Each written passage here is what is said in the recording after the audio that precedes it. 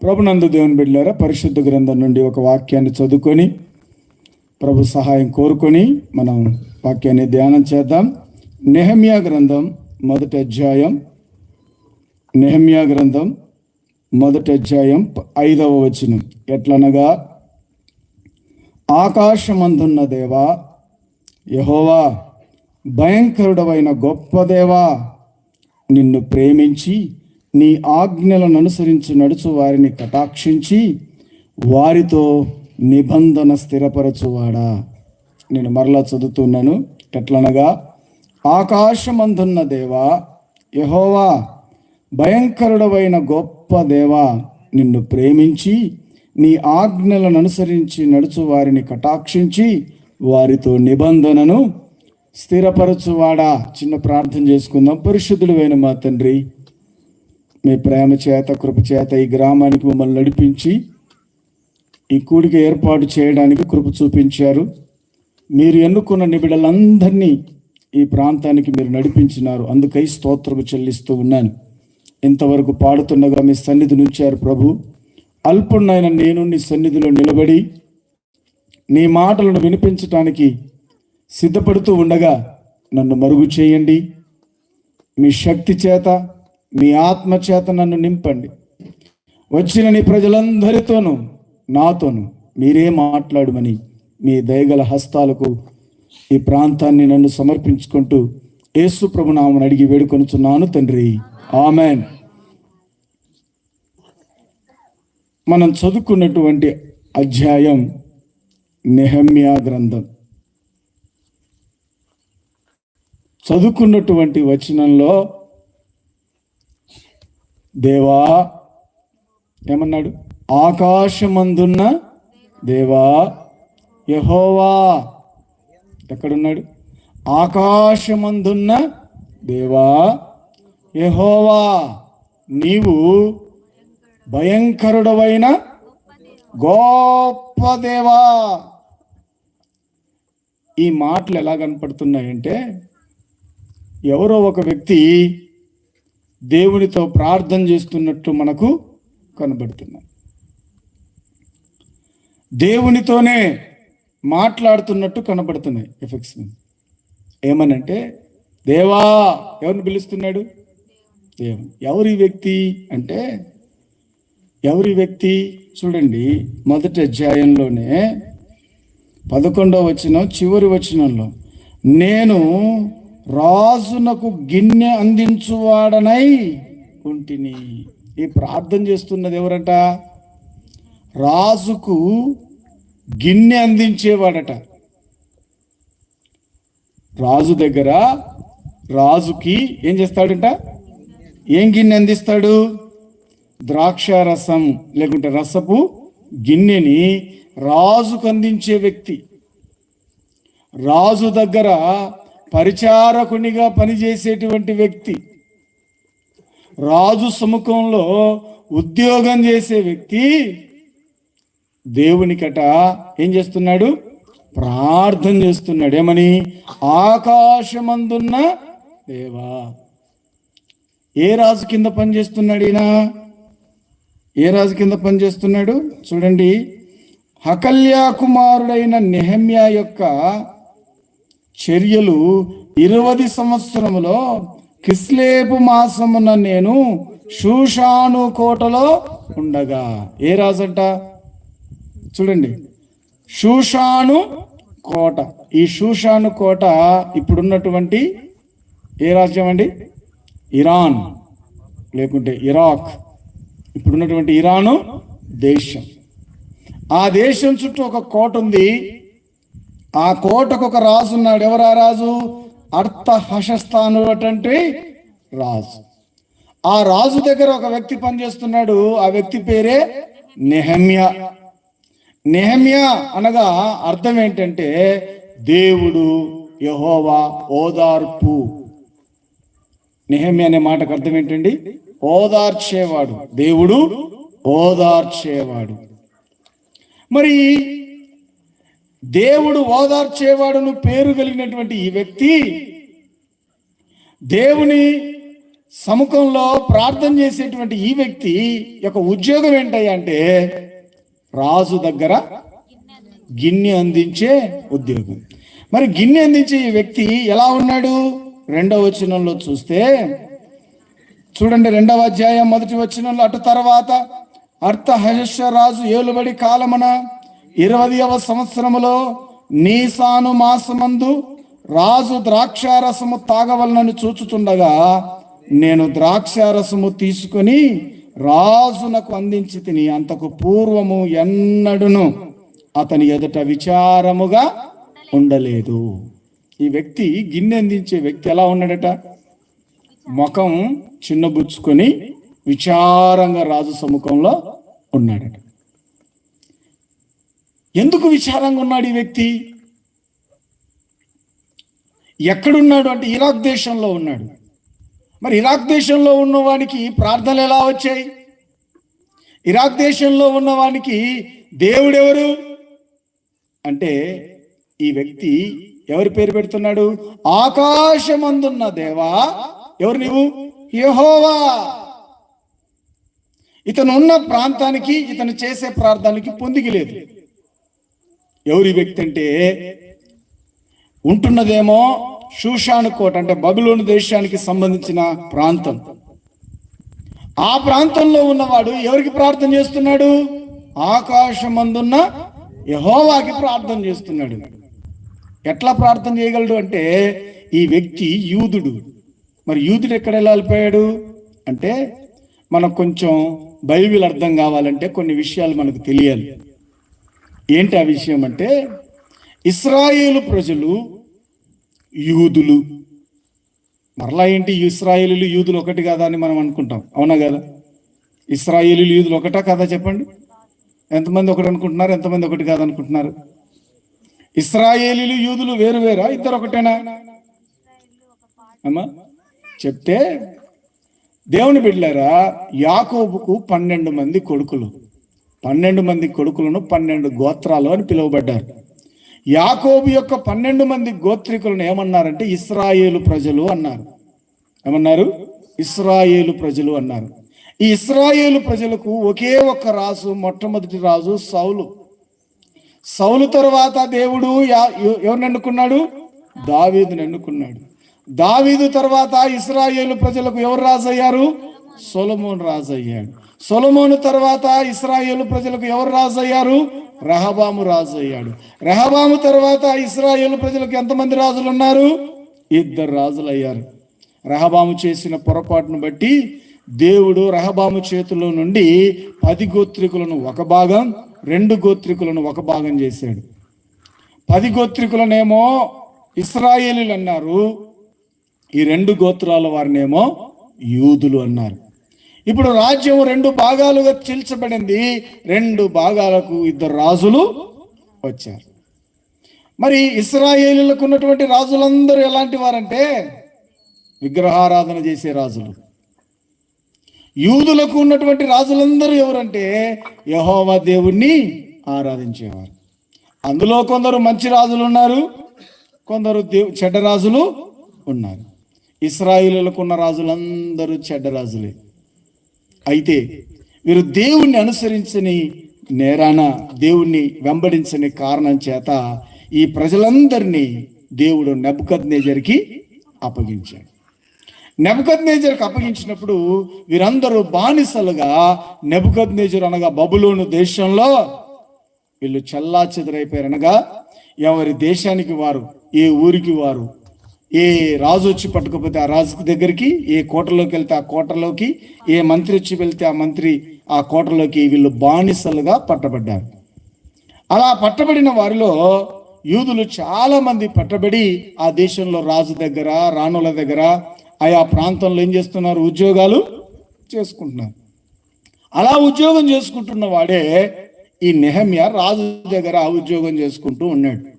చేసుకుంటూ ఉన్నప్పుడు ఒకానొక రోజు యూదా దేశం నుంచి కొందరు సహోదరులు నెహమ్యా దగ్గరికి వచ్చారు. వస్తే నెహమ్యా ఎంతో సంతోషంగా, ఆతృతతో తన వారిలో వచ్చేసరికి పరిగెత్తుకుంటూ వెళ్ళి తన వారి యొక్క యోగక్షేమం కనుక్కుని, అయ్యా మన దేశం ఎట్లుంది?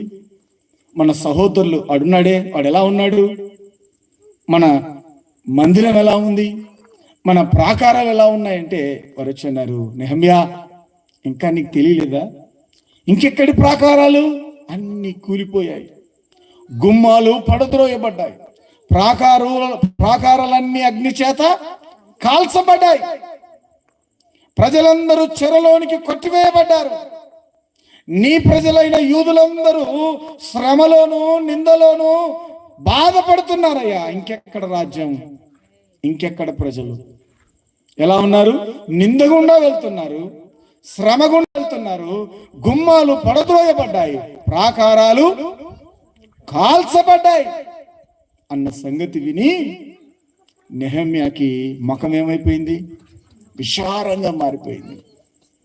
బాధలో పడిపోయాడు, వేదన గుండా వెళ్తున్నాడు. తన ప్రజల యొక్క పరిస్థితిని తాను అర్థమైపోయి ఉపవాసం ఉండి గోనపట్ట కట్టుకొని దేవుని దగ్గర ఏం చేస్తున్నాడట, ప్రార్థన చేస్తున్నాడు. ఈ ప్రార్థన చేసే క్రమంలో ఒక ప్రాముఖ్యమైన సంగతిని మీరు గమనించండి. ఈ ప్రార్థన చేసే క్రమంలో ఎప్పుడైతే నెహమ్యా తన ప్రజల యొక్క నిందను చెడ్డ వార్తను తాను విన్నాడో వెంటనే దేవుని సన్నిధికి వచ్చి ప్రార్థన చేయడం ఏం చేశాడు, ప్రారంభించాడు. దేవుని బిడ్డలారా, క్రైస్తవ్యంలో దేవుని నమ్ముకున్న ప్రజలకు ఉండేటువంటి ఒకే ఒక్క ముఖ్యమైన ప్రాముఖ్యమైన శ్రేష్టమైన లక్షణం ఒకటి ఉండాలి. ఏంటి ఆ లక్షణం అంటే, మనం ఎప్పుడైనా ఒక చెడ్డ వార్త విన్నప్పుడు, ఒక దుర్వార్త విన్నప్పుడు, ఒక శ్రమ గుండా మనం వెళ్తున్నప్పుడు చేయవలసిన మొట్టమొదటి పని నెహమ్యా ఇక్కడ మనకు నేర్పిస్తున్నాడు. ఏంటి ఆ పని? ప్రార్థనకు వచ్చాడు, దేవుని సముఖంలోకి వచ్చాడు. రాజు సముఖాన్ని వదిలిపెట్టి ఏ సముఖంలోకి వచ్చాడు? దేవుని సముఖంలోకి వచ్చాడు. ఇప్పుడు ప్రజలు ఏమైపోయినామంటే దేవుని సన్నిధిని వదిలిపెట్టి రాజు సముఖంలో చేరుతున్నాం. కష్టాలు వచ్చాయి, బాధలు వస్తాయి, ఎక్కడ ఉంటాం? దేవుని సముఖాన్ని వదిలిపెట్టి ఎక్కడికి వెళ్తాం? రాజులు, మనల్ని పరిపాలించే రాజుల సముఖానికి వెళ్తున్నాం.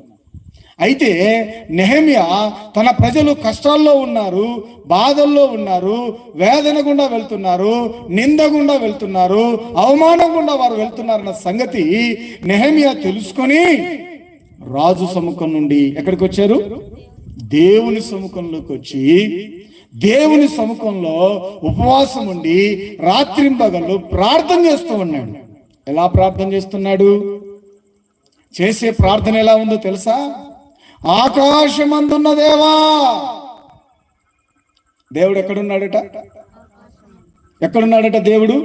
ఆకాశమందున్న దేవా యెహోవా అన్నాడు. దేవుడు ఎక్కడున్నాడండి?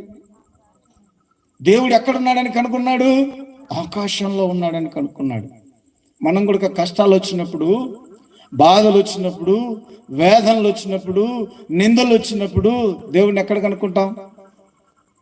ఎక్కడున్నాడని వెళ్తాం? దేవుడు అదిగో అక్కడ దేవుడు ఉన్నాడంటే పరిగెత్తుకుంటా అక్కడికి వెళ్తాం.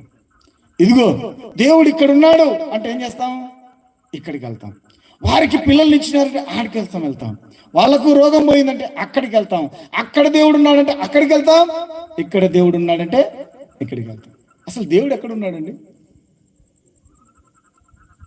మనిషికి అర్థం కావడంలా. దేవుడు ఎక్కడున్నాడు? దేవుడు ఎలా ఉన్నాడు? దేవుడు ఏమై ఉన్నాడు? ఈ అర్థం కాక కన్ఫ్యూజన్లో ఎవడు చెప్తే అని మాట వింటున్నాం. ఆటికి రమ్మంటే ఆటికి పోతాం, వీటికి రమ్మంటే ఇక్కడికి వస్తాం. ఈ దేవుడు ఎలా ఉన్నాడో మనిషికి అర్థం కావడంలా. దేవుణ్ణి ఎలా కలుసుకోవాలనో మనిషికి అర్థం కాక ఎవరు పిలిస్తే వాళ్ళమ్మని వెళ్ళిపోతాం, ఎవరు చెప్తే అదే నమ్ముతాం. ఈ దేవుణ్ణి మనిషి అర్థం చేసుకోలేని ఈ సమస్యల్లో మనిషి ఇరుక్కుపోయి అందరికి దాసులైపోయారు మనుషులు. ఏం చేయాలో అర్థం కావడం లేదు, దేవుని ఎలా కలుసుకోవాలని అర్థం కాలేదు. అసలు మనిషికి దేవుడే అర్థం కావడం లేదు. దేవుడు అర్థమయ్యాడా? దేవుడు అర్థం కావడంలో మనిషికి పాట అర్థమైంది, పాఠం అర్థమైంది, భక్తి అర్థమైంది, చర్చ అర్థమైంది, కానీ మనిషికి ఎవరు అర్థం కాలేదు? దేవుడు అర్థం కావడం లేదు. ఇప్పుడు కూడా దేవుడు ఇక్కడ ఉన్నాడంటే అక్కడికి వచ్చేస్తాం. ఫలానా చోట ఉన్నాడు దేవుడు అంటే అక్కడికి వెళ్ళిపోతాం. గుడి గోడల్లో ఉన్నాడండి దేవుడు. ఎక్కడున్నాడు దేవుడు? ఎక్కడున్నాడు? ఎవరిలో ఉన్నాడు దేవుడు? ఒక్కరిలోనే ఉన్నాడా? మనిషిలో ఉన్నాడు అనుకో, నా ఒక్కరిలోనే ఉన్నాడా దేవుడు? మరి మనం ఏంటండి ఇంత పిచ్చి అయిపోయాం? ఆయనలోనే ఉన్నాడు, ఆయనకు ముక్కుతాం, ఆయనకు నీళ్లు పోస్తాం, ఆయన కాళ్ళ కడుగుతాం. ఇదేనా? ఎక్కడున్నాడు దేవుడు? ఎవరిలో ఉన్నాడు దేవుడు? దేవుని ఒక్కనికే సొంతమా? నా ఒక్కనికే సొంతమా? నా సొంతం ఆయన? ఎవరి సొంతం ఆయన? ఎవరి సొంతం ఆయన? ఆయన ఆకాశమందున్న దేవుడు. ఆయన మహిమ భూమి అంతటా నింపబడి ఉందట. మరి ఎక్కడండి దేవుడు? ఈరోజు ప్రజలకి దేవుడు అర్థం కావడం లేదు. అర్థం కాకనే దేవుని ఆరాధించే సంగతి తెలియకనే ప్రజలు మూర్ఖపు భక్తి, మూఢ భక్తిలో నిండిపోయారు. ఈ రాత్రి ప్రభు చిత్తం అయితే దేవుడు మీ హృదయాలు, మనందరి హృదయాలు తెరువును గాక. దేవుణ్ణి అర్థం చేసుకొని వెళ్దాం. ఇక్కడి నుంచి దేవుణ్ణి కనుగొని వెళ్దాం, దేవుణ్ణి చూసి వెళ్దాం, దేవుణ్ణి అర్థం చేసుకొని వెళ్దాం, దేవుణ్ణి కలిగి వెళ్దాం. ప్రభునందు దేవుని బిడ్డలారా, సమస్య విన్నాడు. నెహమ్యాకు సమస్య ఉంది, ఒక బాధ ఉంది, కడుపులో వేదన ఉంది. ఏంటి ఆ వేదన అంటే, తన ప్రజలు శ్రమ గుండా వెళ్తున్నారు, తమ ప్రజలు వేదన గుండా వెళ్తున్నారు, తన ప్రజలు నింద గుండా వెళ్తున్నారు. వేదన ఉంది, విచారం ఉంది, బాధ ఉంది. ఇప్పుడు ఆ బాధ ఎలా తీర్చుకోవాలి? అందుకే దేవుని దగ్గరికి వచ్చాడు. దేవుని దగ్గరికి వస్తే దేవుడు ఎక్కడ ఉన్నాడు? ఎలా ఉన్నాడు? ఆకాశమందు ఉన్నాడట. దేవుడు ఎలా ఉన్నాడండి? దేవుడు ఎలా ఉన్నాడు చూడండి. 2-3 మాటలు మనం చూద్దాం. యోహాను రాసిన మొదటి పత్రిక, అపోస్తులైనటువంటి పౌలు యోహాను రాసిన అపోస్తులైనటువంటి యోహాను రాసిన మొదటి పత్రిక 5వ అధ్యాయం, మొదటి అధ్యాయం 5వ వచనం. మేము ఆయన వలన విని మీకు ప్రకటించు వర్తమానమేమనగా, దేవుడు వెలుగై ఉన్నాడు. ఎలా ఉన్నాడంటండి దేవుడు? దేవుడు ఎలా ఉన్నాడు? వెలుగై ఉన్నాడు. అపోస్తులైనటువంటి పౌలు తిమోతికి రాసిన మొదటి పత్రిక, అపోస్తులైనటువంటి పౌలు తిమోతికి రాసినటువంటి మొదటి పత్రిక 6వ అధ్యాయం 16వ వచనంలో చూస్తే, సమీపింపరాని తేజస్సులో ఆయన మాత్రమే వసించుచు అమరత్వము గలవాడై ఉన్నాడు. మనుషులెవ్వడు ఆయనను చూడలేదు, ఎవడును చూడనేరడు. ఆయనకు ఘనతయు శాశ్వతమైన ప్రభావమును కలిగి ఉండును గాక, ఆమేనన్నాడు. ఎలా ఉన్నాడంట దేవుడు? దేవుడు వెలుగై ఉన్నాడట. ఆయన సమీపింపరాని తేజస్సు కలిగి అమరత్వము కలిగి ఉన్నాడట. ఆయన మహిమా ప్రభావాలతో నిండుకున్నాడు. ఎంత మహిమ ఉందో తెలుసా? యెషయా గ్రంథం 6వ అధ్యాయంలో మొదటి వచనంలో చూస్తే, రాజైన ఉజ్జియా మృతి నొందిన సంవత్సరమున యెషయా కనుగొన్నటువంటి ఒక 6వ అధ్యాయం మొదటి వచనంలో చూస్తే, రాజైన ఉజ్జియా మృతి నొందిన సంవత్సరమున అత్యున్నతమైన సింహాసనమునందు ప్రభు ఆసీనుడై ఉండగా నేను చూచి తిని, ఆయన చొక్కాయి అంచులు దేవాలయమును నిండుకొనెను. ఆయనకు పైగా శరాపులు నిలిచి ఉండిరి. ఒక్కొక్కరికి 6 రెక్కలు నేను. ప్రతివాడు 2 రెక్కలతో తన ముఖమును, 2తో తన కాళ్ళను కప్పుకొనుచు 2తో ఎగురుచుండెను. దేవుడు మహిమతో తేజస్సుతో నిండి ఉన్నాడట. దేవుడట వెలుగై ఉన్నాడట.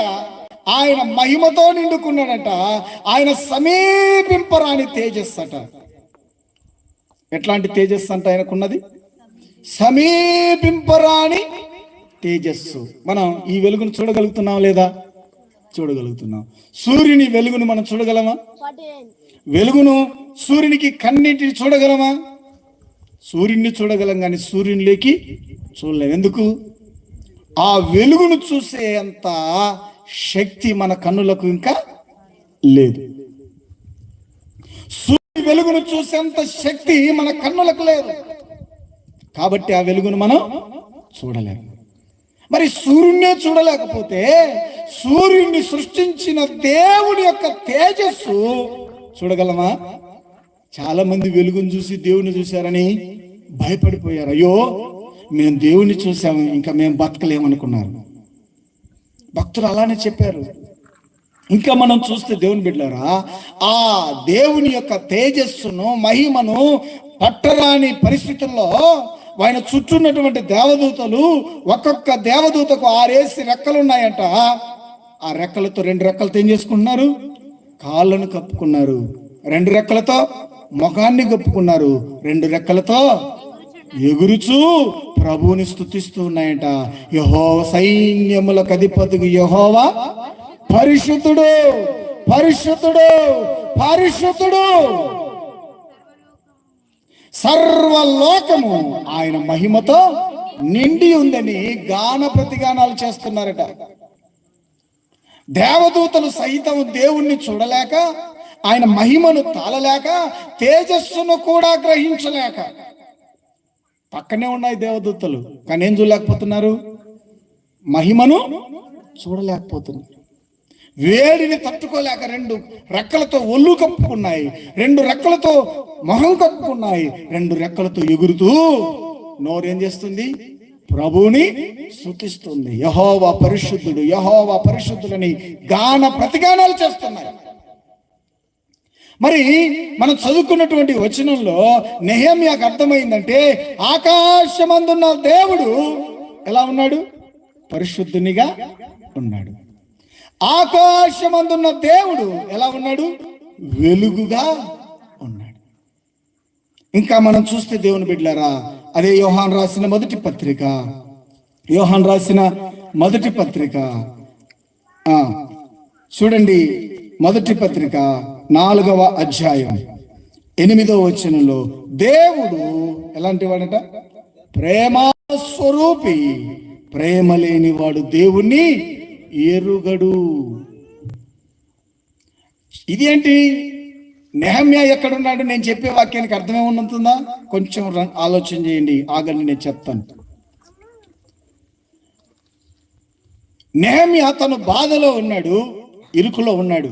ఇప్పుడు తన పరిస్థితి ఏంటంటే దేవుణ్ణి కనుక్కోవాలి.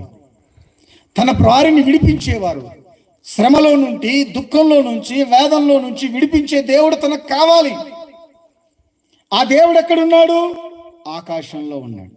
ఎలా ఉన్నాడు అంటే భయంకరుడైన దేవా అన్నాడు. ఎలాంటి వాడంట? భయంకరుడైన దేవా అన్నాడు. ఆకాశమందున్న దేవా. ఎట్లా ఉన్నాడు భయంకరంగా?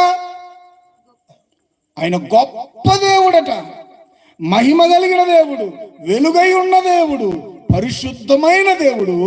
ఇంకా చివరికి అర్థమైంది ఏంటంటే దేవుడు ఎలాంటి వాడంట? ప్రేమ. మరి ఇంత గొప్ప దేవుణ్ణి కలుసుకోవాలి, ఆ గొప్ప దేవుని కటాక్షం తన మీదికి రావాలి. ఆ గొప్ప దేవుని కటాక్షం తన మీదికి వచ్చినప్పుడు తన వారు ఆ శ్రమలో నుంచి, ఇరుకులో నుంచి, ఇబ్బందులో నుంచి బయటికి రావాలి. ఎలా రాగలరు? ఆ దేవుళ్ళలోకి చూస్తే ఆయనకు అర్థమైనటువంటి శ్రేష్టమైన వచనాన్ని మనం చదువుకుందాం. చూడండి, 5వ వచనం చూడండి.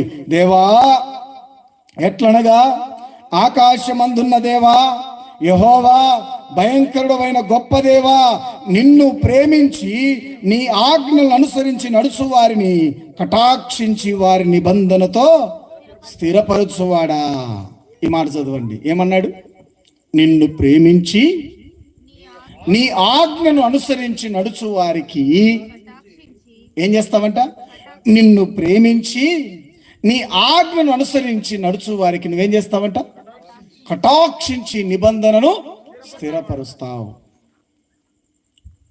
ఇంకా ఈ గొప్ప దేవుడు, ఈ వెలుగై ఉన్న దేవుని యొక్క కటాక్షము తన మీదికి రావాలంటే, గొప్ప దేవుని యొక్క వెలుగు, గొప్ప దేవుని యొక్క కటాక్షం ప్రజల మీదికి రావాలంటే ఏం చేయాలంట? ఆయన్ను ప్రేమించాలట, ఆయన ఆజ్ఞలను అనుసరించాలంట. అప్పుడేమవుతుందంట? ఆయన యొక్క కటాక్షం వస్తుంది.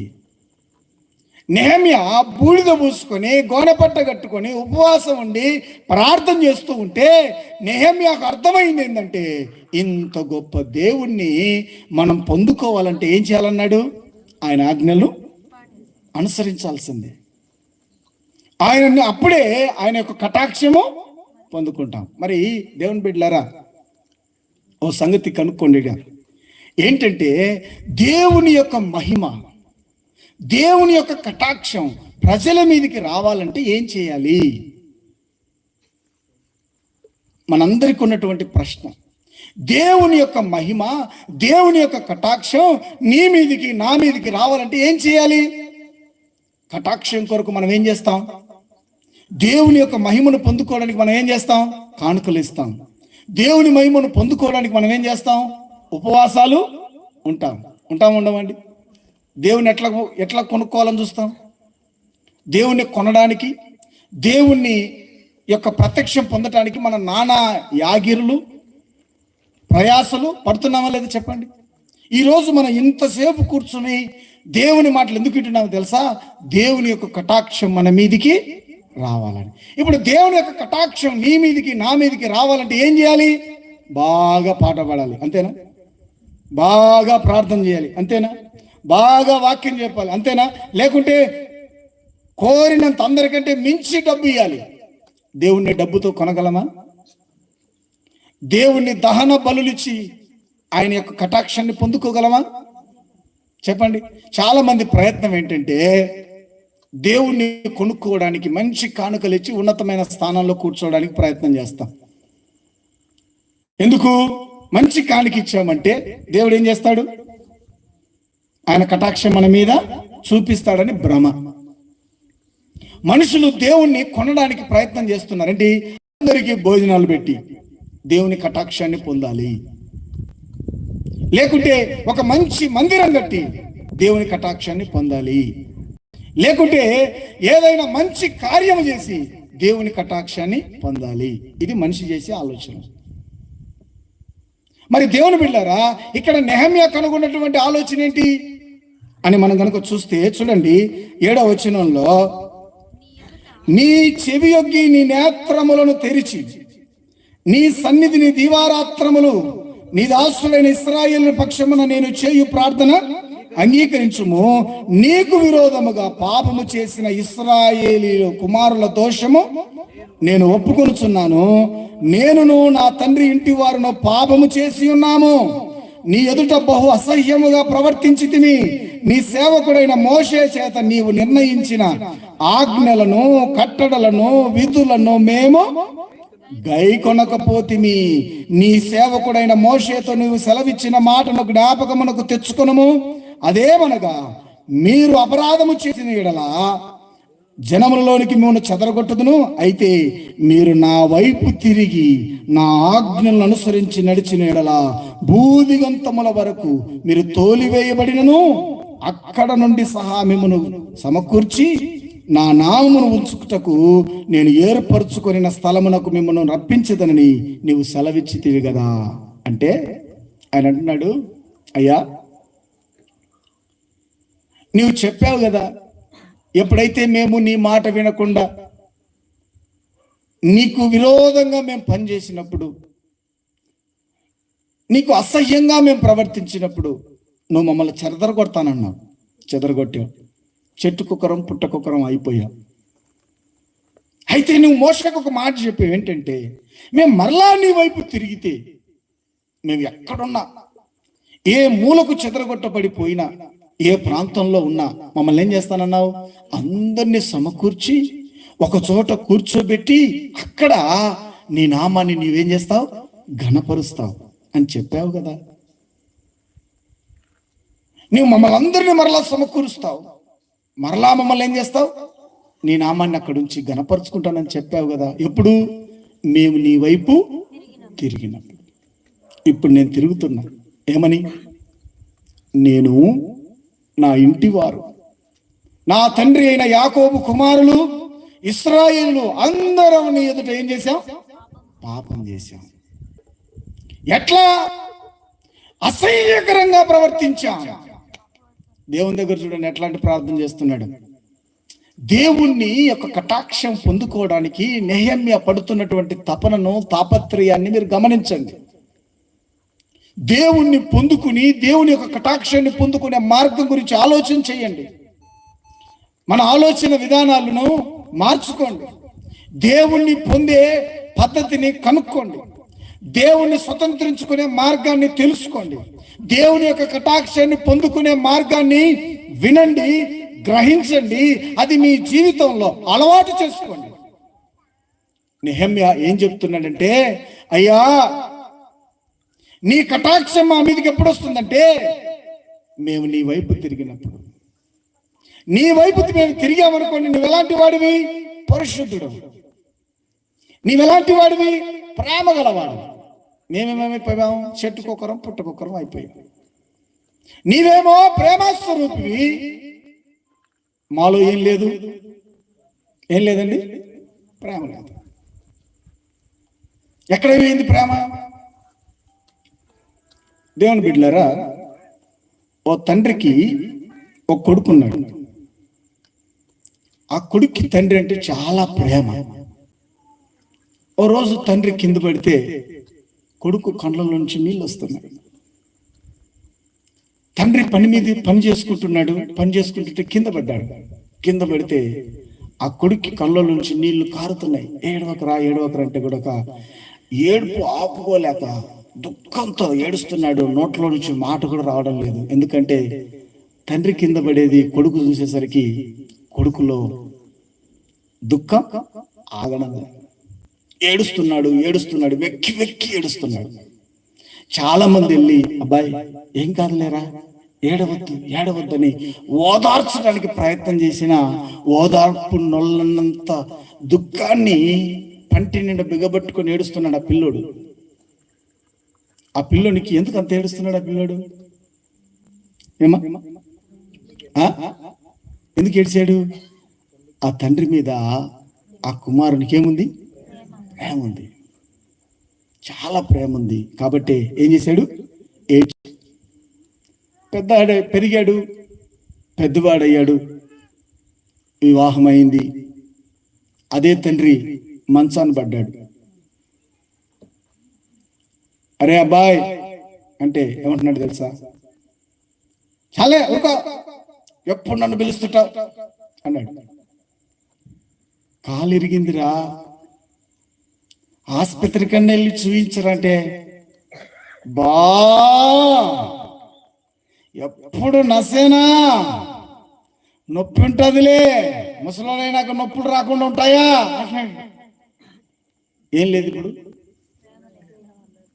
పిల్లప్పుడు ఎక్కి ఏడ్చాడే, ఇప్పుడు ఏమైంది? ఇప్పుడు అదే తండ్రిని, రే ఎవడైనా ఈయనను ఆసుపత్రికి తోలండ్రా అంటున్నాడు. ఓ తండ్రి కింద పడితే వెక్కి ఏడ్చాడు.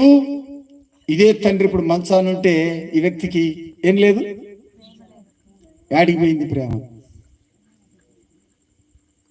ఎవరు తీసేశారు ఈ ప్రేమని?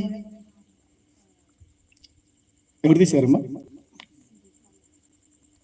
ఆ కొడుకులో తండ్రి మీద ఉన్న ప్రేమ, తల్లి మీద ఉన్న ప్రేమను ఎవరు తీసేశారు? మీ అమ్మ నాన్న ఉన్నారే మంచోళ్ళు, కానే వాళ్ళు మంచోళ్ళు కాదు. నీ మీద వారికి ప్రేమే లేదు.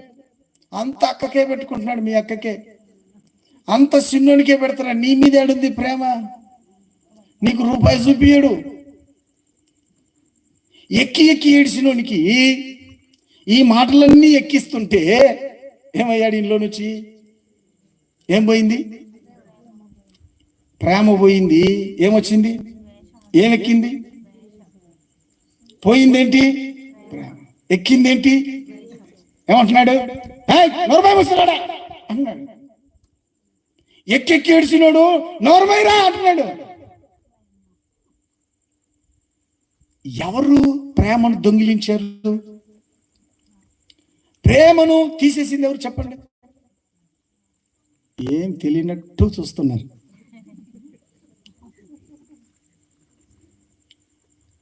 ఇది ఎవరో నా గురించి అన్నట్టు అనిపిస్తుంది కదా. పక్క అంటే దేవుడేమో ఎలాంటి వాడు చెప్పండి? దేవుడు ఏంటంటే ప్రేమస్వరూపుడు. మనం ఏం తీసే మనిషిలో నుంచి?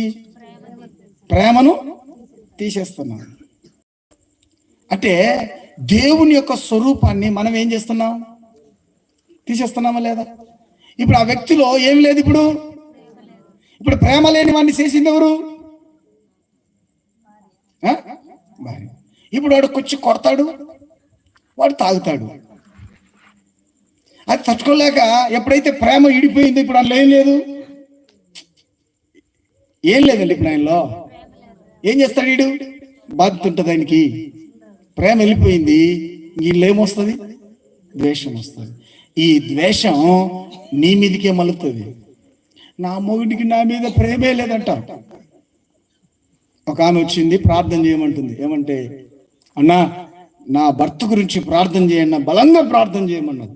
సరే అమ్మా ప్రార్థన చేస్తే ఏం చేయాలి చెప్పమంటే, ఏం లేదన్నా ప్రార్థన చేయన్నా. చెప్పమ్మా ఏమని ప్రార్థన చేయాలి చెప్పంటే, వీడు నా మాట వినట్లేదయ్యా, నా మాట వినేటట్టు ప్రార్థన చేయమంటుంది. ఏం చేయాలంట? ఏమని ప్రార్థన చేయాలంట? మాట వినేటట్టు. అదే కదా మనకు కావాల్సింది. మనకు కావాల్సింది ఏంటి? ఏమన్నా చెయ్యి, మన మాట. నువ్వు ఎక్కడన్నా తిరుగు, ఏం చేయాలి? మన మాట. దేవుని బిడ్డలారా, దేవుని యొక్క రూపాన్ని మనుషుల్లో లేకుండా చేస్తుంది. ఎప్పుడైతే ఈ ప్రేమ మనుషుల్లో దూరం అయినప్పుడు అన్నదమ్ములు ఏమవుతున్నారు? దూరం అవుతున్నారా లేదా? అయ్యారు. తల్లి కొడుకులు ఏమయ్యారు? దూరం అయ్యారు. అక్క చెల్లెళ్ళు ఏమయ్యారు? దూరం అయ్యారు. అందరినీ ఎడబాటు చేశారు. ఎవరికి అప్పగించాం? దేవుని ఆయుధమేమో ప్రేమ, ఈ లోక సంబంధమైన అపవాది ఆయుధమేమో ద్వేషం. ఇప్పుడు నువ్వు ఎవరి ఆయుధానివి? ప్రేమని నింపేవాడివా? ద్వేషాన్ని నింపుతున్నావా? నువ్వు ద్వేషాన్ని నింపుతున్నావు, వేరు పరుస్తున్నావు అంటే నువ్వు ఎవరి ఆయుధానివి? చెప్పండి, ఎవరి ఆయుధం? సాతాను. మనందరికి తెలిసిన భాష ఏంటి? సాతాను ఆయుధం. ఎప్పుడైతే మనం సాతాను ఆయుధాలుగా మారామో దేవుడు మనల్ని అసహించుకుంటున్నాడ. నా స్వరూపంలో నేను చేసుకుంటే, నేను ఏ స్వరూపంలో చేసుకున్నా? కొందరు కొడుకులను చూసింటారు, రేయ్ నా కడుపులో నువ్వు చెడబుట్టావురా, నా కడుపులో పుట్టాల్సినవి అంటే ఏమని అర్థం? నాకు పేరు వచ్చే పని చేయరా, కీడొచ్చే పని చేస్తున్నావు. నువ్వు మంచి పనులు చేయరా, నాకు పేరు వస్తుంది. నువ్వేం చేస్తున్నావు? చెడ్డ పనులు చేస్తున్నావు. కాబట్టి నా కడుపున అంటే ఈ లోక సంబంధమైన తండ్రి తనకు పేరు పోతుంటే, తన కొడుకు చెడ్డ మార్గంలో పెడుతున్నప్పుడు తండ్రి ఏమవుతున్నాడు? బాధపడుతున్నాడు. మరి మనల్ని సృష్టించుకున్న దేవుడు ఏ స్వరూపంలో మనల్ని సృష్టించుకున్నాడు? ఆదికాండంలో మన పోలిక చొప్పున మన స్వరూపమందు నరుని చేయుదాం. దేవుని స్వరూపం ఏంటండి? దేవుడు ఏ స్వరూపి? ప్రేమ స్వరూపి. అందుకే నెహెమ్యా అంటాడు, అయ్యా నీవేమో ప్రేమ స్వరూపివి, ప్రేమ చేత మమ్మల్ని ఏర్పాటు చేసుకుంటే అసహ్యంగా బతికాం మేము. అసహ్యం కాదా? చెప్పండి, అసహ్యమనుల పనులు కాదా? ఇప్పుడు మనల్ని చూసి దేవుడు అసహ్యించుకోవట్లేదా? ఎందుకు అసహ్యించుకుంటున్నాడంటే, మనలో దేవుడు ప్రేమను నాటితే ప్రేమ స్వరూపాలుగా ఉండాల్సిన మనం ద్వేష స్వరూపులుగా మారిపోయాం, సాతాను స్వరూపులుగా మారిపోయాం. అందుకే మనలో ప్రేమ లేవు, అంత కోరికలే. ఏం లేవు మనలో? ప్రేమ లేదు, కోరికే. ఆ కోరిక ఎంతసేపు ఉంటుందంటే, కోరిక తీరేంత వరకే ఆ ప్రేమ, అవసరం తీరేంత వరకే ఆ ప్రేమ. అవసరం తీరాక నీ దారి నీదే, నా దారి నాదే. ఎక్కడలేని ప్రేమలు అవసరాల కోసం వస్తాయి, ఎక్కడలేని ప్రేమలు కోరికలు తీర్చుకోవడానికి వస్తున్నాయి. అయితే ఈ ప్రేమ కాదు ఆయన కోరుకునేది. ఇలాంటివి చేసినప్పుడు ఆయన అంటున్నాడు, అసహ్యపడ్డాడట. అయ్యా మేము ఇశ్రాయేలు ప్రజలమే, నీ ప్రజలమే, నీ పేరు పెట్టబడిన జనులమే, కానీ మాలో ఏం లేదు. చెప్పండి, అన్నదమ్ములందరూ ఏమైపోయారు? ఈడిపోయారు.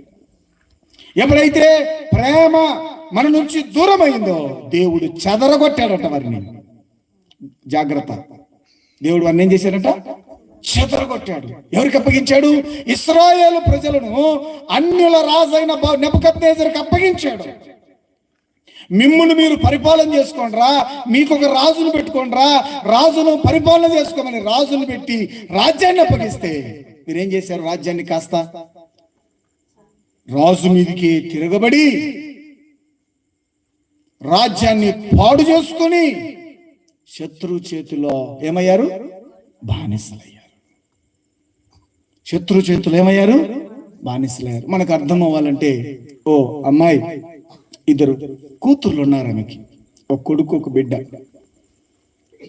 భర్త ఉద్యోగం చేసుకొని వచ్చి బాగా కష్టపడి వచ్చి ఆ సంసారాన్ని పోషించేవాడు.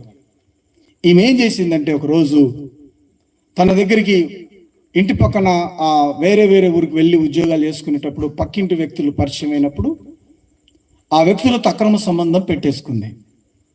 భర్త ఊర్లో లేనప్పుడల్లా ఈమె ఆ వ్యక్తితో తన అక్రమ సంబంధాన్ని నెరవేర్చింది.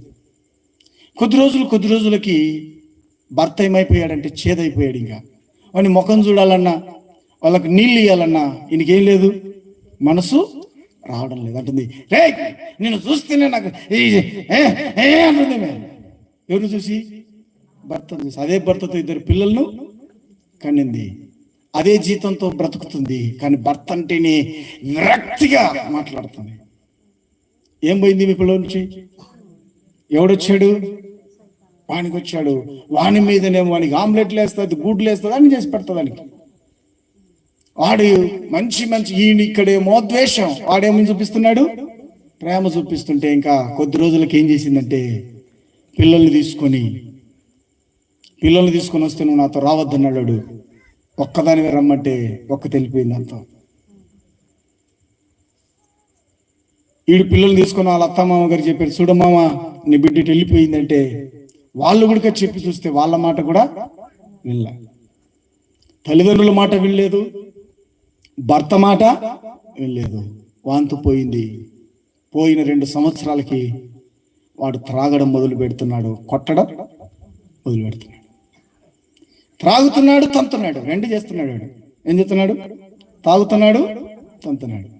ఇప్పుడు ఎక్కడ వెళ్ళాలేమో? తాగడం, తన్నడం, మూడోది కూడా చేస్తున్నాడంటే మట్ట సంఘం మర్యాదగా పని చేసుకురాపో అని చెప్తున్నాడు. ఇప్పుడు ఈమెం చేయాలా? ఈమెనే పనికి పోయి పాసి పని చేసి 4 ఇళ్ళు తిరిగి వానికి ₹1,000 తీసుకురావాలా?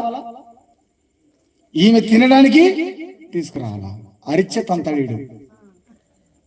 అరిచ్చే ఎవరికి చెప్పుకోనికి ఉందా? అమ్మ నాయనకు చెప్పుకునేకి లేదు, భర్తకు చెప్పుకునేకి లేదు, పిల్లలను. ఇప్పుడు ఈమె పరిస్థితి ఏంటంటే చచ్చేది తప్ప వేరొక మార్గం. బతుకుంటే వాని పోరు పడాలా, లేకుంటే ఇంత బానిసమైన బ్రతుకు ఎప్పుడొచ్చింది? ఎప్పుడైతే ప్రేమ తన నుంచి దూరమైందో తనేమైపోయింది? బానిస అయ్యింది. ఎవనికో. ప్రభునందు దేవుని బిడ్డలారా, అందుకే దేవుడు సంఘంతో చెప్పాడు, సంఘమా నీవు నీ మొదటున్న ప్రేమను విడిచిపెట్టావు. ఈ ప్రపంచంలో అతి విలువైనది యేసు ప్రభు మనందరికీ బోధించేది ఏంటంటే ప్రేమ. ఏంటండి అది? ప్రేమ. ఆయన ఎలాంటి వాడు? ప్రేమా స్వరూపి. మరి ఈరోజు ఈ మాటలు వింటున్న మన జీవితంలో ఎంతమందిని ఆ ప్రేమకు దూరం అయ్యామో ఆలోచన చేయండి ఒకసారి. ఎంతమందిని ఆ ప్రేమ నుండి వేరైపోయామో.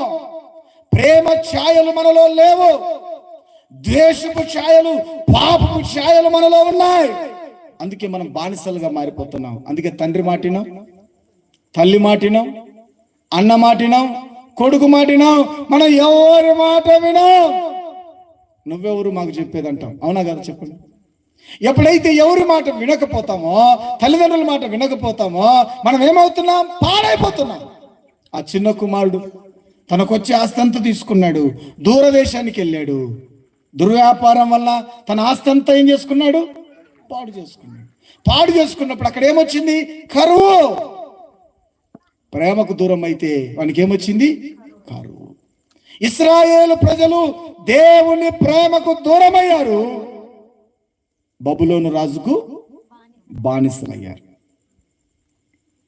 వారి యొక్క దేవుని బిడ్డలారా ఆ ఇంటి యొక్క గుమ్మాలు పడద్రోయబడ్డాయి, ప్రాకారాలంటే అగ్నితో కాల్చబడ్డాయి. ఈరోజు ఈ మాటలు వింటున్న ప్రియ సహోదరి సహోదరుడా, దేవుని మాటలు వింటున్న వారలారా, ఒకసారి ఆలోచించండి. దేవుని ప్రేమను మన హృదయాల్లో మనం పెంచి పోషిస్తున్నామా, లేకుంటే దేవుని ప్రేమను చంపుతున్నామా? ప్రేమను పెంచుతున్నామా, ప్రేమను చంపుతున్నామా? దేవుని ప్రేమను చంపితే నువ్వు బాగుపడవు, ఏమైపోతావు? బానిస అవుతావు, అంతే. ఎవరికి బానిస అవుతావు? డబ్బుకు బానిస కావచ్చు, శరీరానికి బానిస కావచ్చు, అలవాట్లకే బానిస కావచ్చు. నీలో ప్రేమ ఛాయలు లేవు, ఇంకా బానిస కాక ఇంకేమవుతావు? ఇశ్రాయేలు ప్రజలు బబులోను రాజుకు ఏమయ్యారు?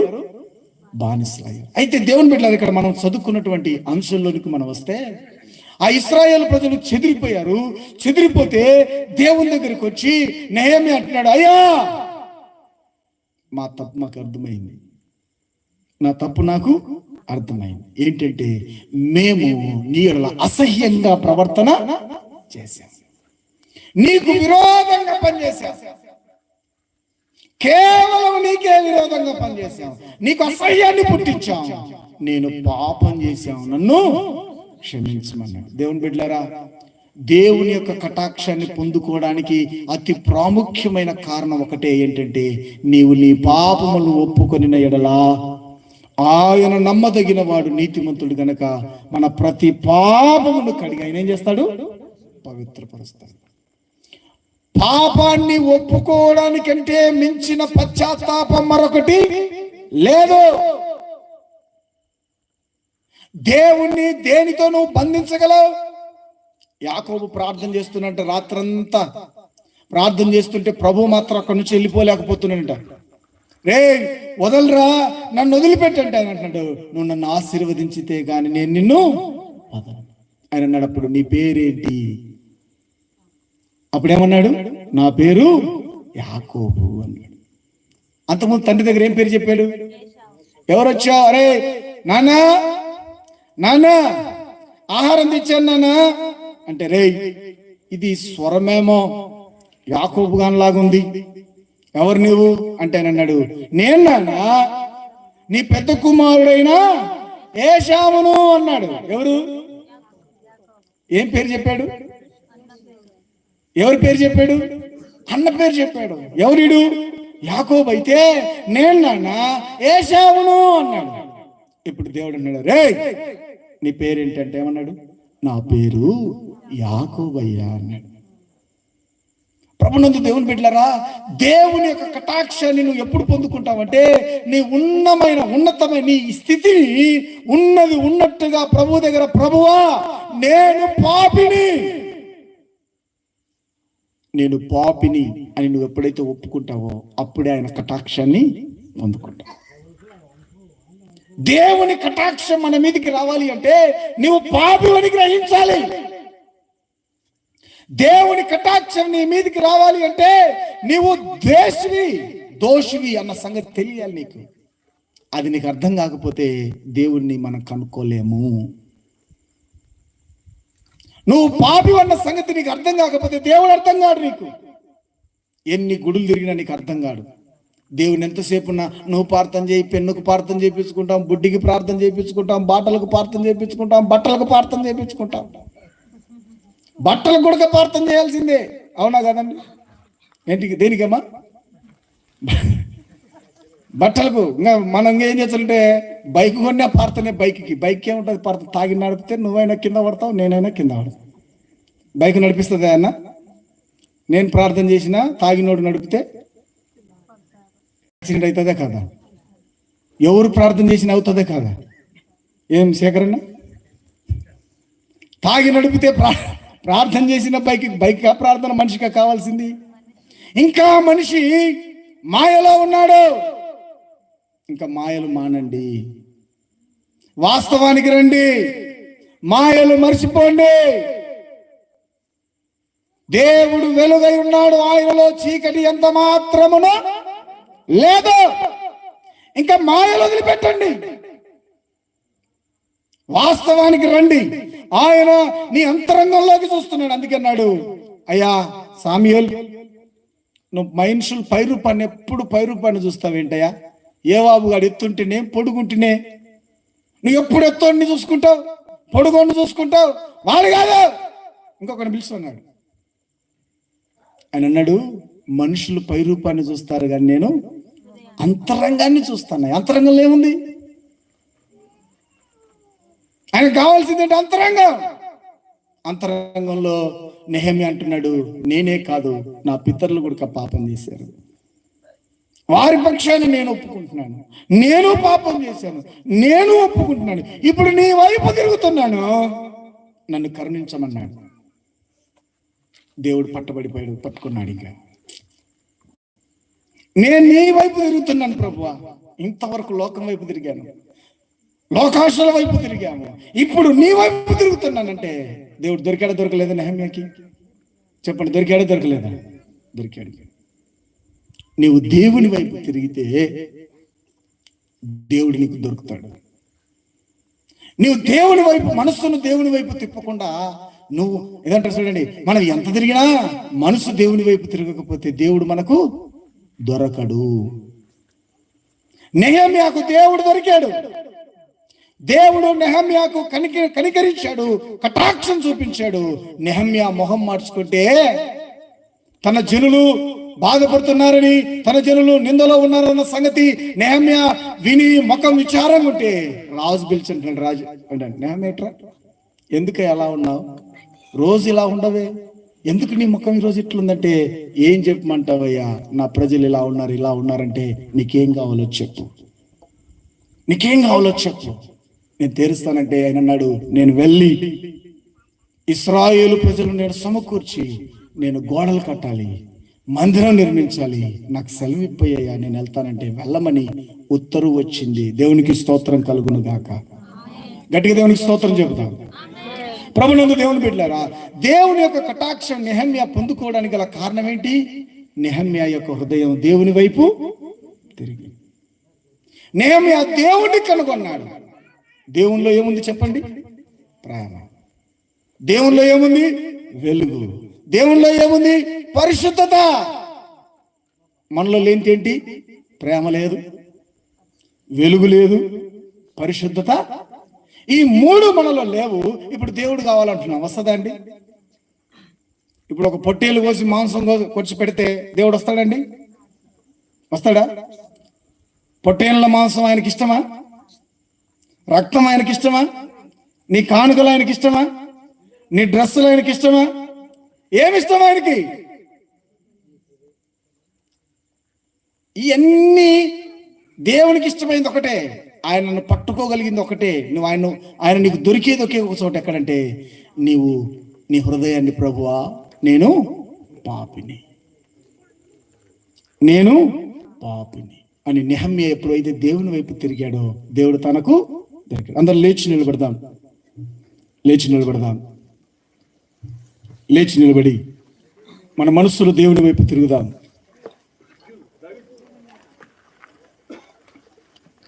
ప్రియ సహోదరి సహోదరుల,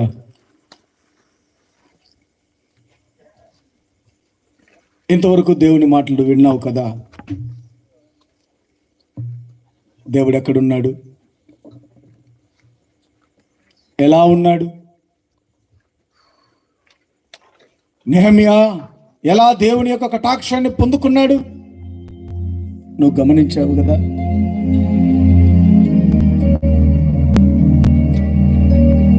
హృదయం తెరవబడకుండా,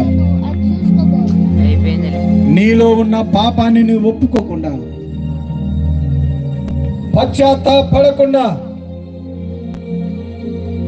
ప్రభువును పొందుకోవాలనుకోవడం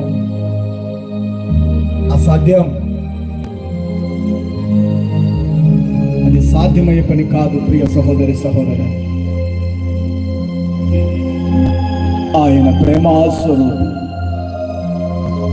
ఆయన వెలుగై ఉన్నాడు. ఆయన పరిశుద్ధుడు. ఆయనలో చీకటి ఎంత మాత్రము లేదు. రాత్రి నీ నోరు తెరిచి నువ్వు ఏ కన్నీటి గుండా వెళ్తున్నావో, ఏ నింద గుండా వెళ్తున్నావో, ఏ బాధ గుండా నువ్వు వెళ్తున్నావో, నెహెమ్యా బాధల గుండా, కష్టాల గుండా, వేదన గుండా తాను వెళ్తూ ఉన్నప్పుడు తాను గ్రహించేది ఒకటే, దేవుని వైపు తిరిగేది నేర్చుకున్నాడు. ఈ రాత్రి ప్రియ సహోదరి సహోదరుడా, నువ్వు ఏ నింద గుండా, కష్టం గుండా, వేదన గుండా, అవమానం గుండా వెళ్తున్నావు, నా ప్రభు వైపు నువ్వు తిరుగుకుండా నువ్వు విడుదల పొందలేవు. ప్రభు వైపు తిరిగితే ఆయన కటాక్షముని మీదకి వస్తుంది. ఆయన కటాక్షముని మీదకి రావాలంటే నువ్వు చేయాల్సింది ఒకటి, ఆయన ఎవరో తెలుసుకో.